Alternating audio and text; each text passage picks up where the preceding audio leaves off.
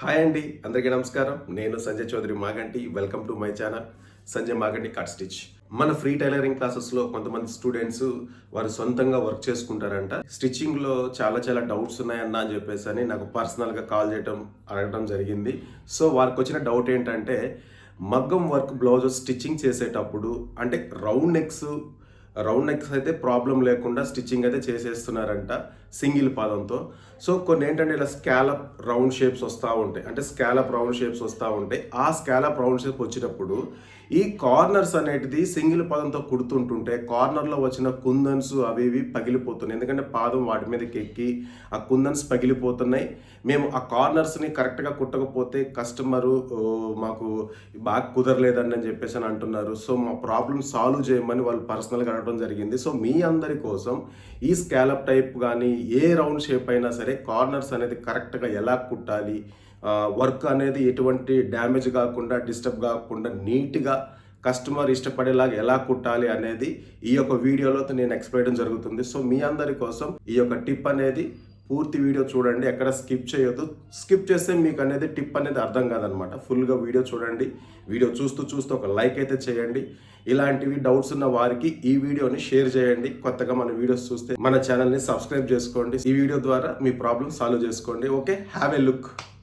So hi అండి, మన free tailoring classes చూస్తూ స్టిచ్చింగ్ నేర్చుకున్నటువంటి కొంతమంది స్టూడెంట్ ఏం అడిగారంటే వారు ఇంట్లోనే వర్క్ చేస్తూ ఉంటారంట. సో ఇలాంటి మగ్గం వర్క్ వచ్చినప్పుడు వీటిని ఎలా స్టిచ్చింగ్ చేయాలన్నా సింగిల్ పాదం పెడతా ఉంటే ఈ కార్నర్స్ ఉన్నాయి కదా, ఈ కార్నర్లో ఎక్కి ఈ కార్నర్లో వర్క్ అంతా పగిలిపోతూ ఉండింది సింగిల్ పాదం వల్ల. కానీ కస్టమర్కి కార్నర్స్ కరెక్ట్గా లేకపోతే వాళ్ళు ఊరుకోవట్లేరు, అంటే ఫినిషింగ్ నీట్గా ఉండాలి, కార్నర్స్ కూడా కరెక్ట్గా రావాలని చెప్పేసి అడుగుతున్నారు. ఇది ఎలాగా ఈ స్టిచ్చింగ్ అనేది కార్నర్ కరెక్ట్గా ఎలా రావాలి ఏంటి, కానీ వర్క్ మాత్రం డిస్టర్బ్ కావద్దు, అంటే కుందన్స్ ఇలాంటివి పగలకుండా నీట్గా చెప్పండి అని చెప్పేసి నాకు అడిగారు. సో మీరందరి కోసం ఈరోజు మీకు ఒక మంచి టిప్ అయితే చెప్పబోతున్నాను. మీరు సింగిల్ పాదంతో కుట్టి వర్క్ అంతా ఈ కుందన్స్ అన్నీ పగిలిపోయి మొత్తం వర్క్ గజిబిజి అయిపోయి కస్టమర్తో మాట అనిపించుకునే దానికంటే కూడా ఈ యొక్క టిప్ని మీరు ఫాలో అవ్వండి. నేను ఏ విధంగా అయితే చూపిస్తానో అది ఒకసారి మీరు ట్రై చేయండి. ఈజీగా మీ యొక్క ఈ కార్నర్స్ అనేది ప్రాపర్గా పర్ఫెక్ట్గా నెక్ ఎలా వచ్చిందో యాజ్ ఇట్ ఈజ్గా అలాగ బ్యూటిఫుల్గా అయితే కనిపిస్తుంది. సో ఇప్పుడు ఏం చేయాలో నేను చెప్పే ప్రతి ఒక్కటి కూడా పాయింట్ టు పాయింట్ నేను చూసి నేర్చుకోండి. సో ఫస్ట్ ఏం చేస్తారు చూడండి.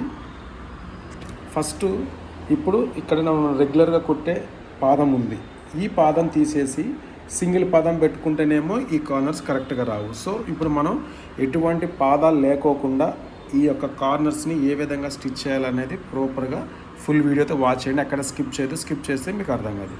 సో ఫస్ట్ అయితే ఈ పాదాన్ని తీసేద్దాం.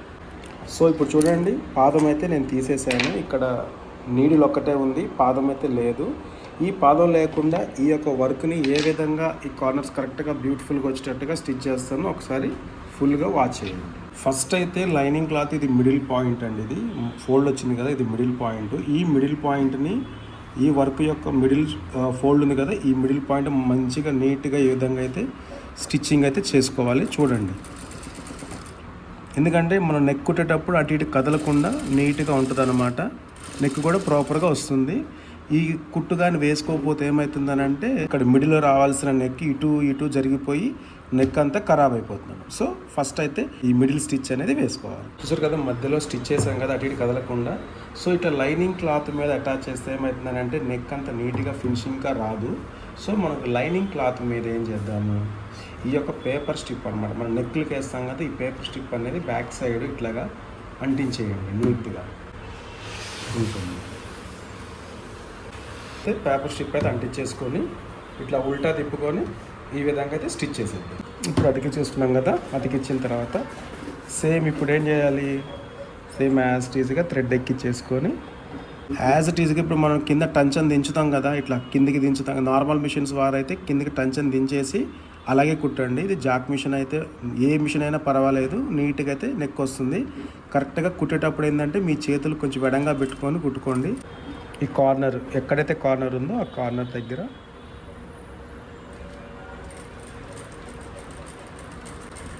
మీ చేతులతో తిప్పుకుంటూ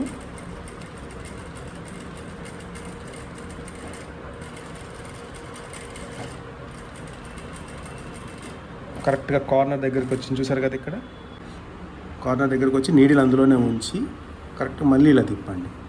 తిప్పేసి మళ్ళీ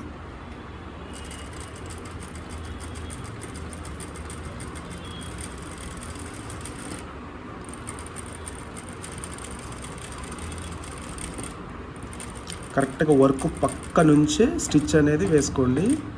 వర్క్ మీదకి ఎక్కితే మళ్ళీ వర్క్ లోపలికి వెళ్ళిపోతుంది.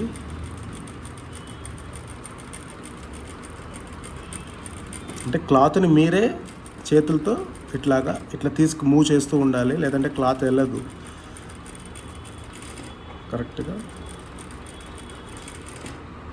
ఎందుకంటే చాలాసార్లు అందరూ అడుగుతూ ఉన్నారు. కరెక్ట్గా వర్క్ పక్క నుంచి మళ్ళీ కార్నర్ వచ్చింది కదా, కార్నర్కి నీడిల్ అందులోనే ఉంచి చూసారు కదా, మళ్ళీ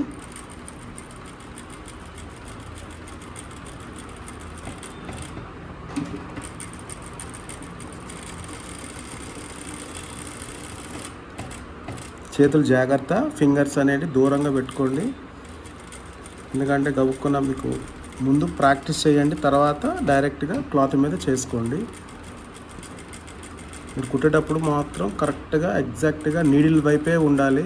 కుట్టు ఎక్కడ పడుతుందో చెక్ చేసుకుంటూ ఉండాలి, లేదంటే ఫింగర్ మీద వచ్చేస్తుంది స్టిచ్. సో అయిపోయింది, చూసారు కదా కుట్టు ఎలా వచ్చేసిందో పేపర్ స్ట్రిప్ మీద. ఇప్పుడు నీట్గా నెక్ని కట్ చేసేద్దాం. ఈ విధంగా ఒక 1/2 ఇంచు మార్జిన్ పెట్టుకొని, ఈ విధంగా మార్జిన్ పెట్టుకొని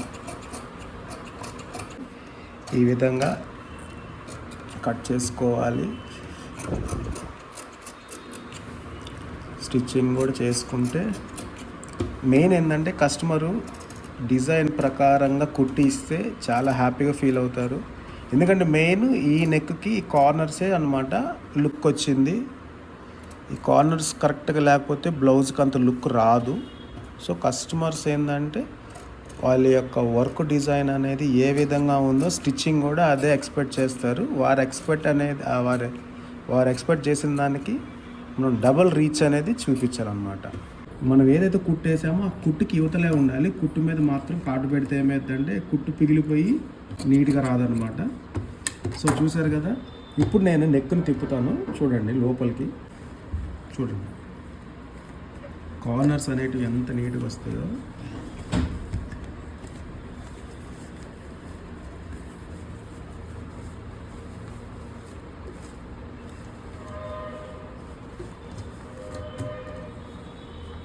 చూడండి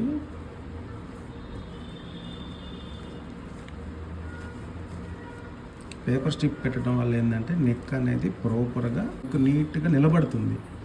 అదే లైనింగ్తో తిప్పారనుకోండి నెక్ నీట్గా నిలబడకుండా డీలా పడిపోతుంది అనమాట. సో అందరూ కూడా ఈ విధంగా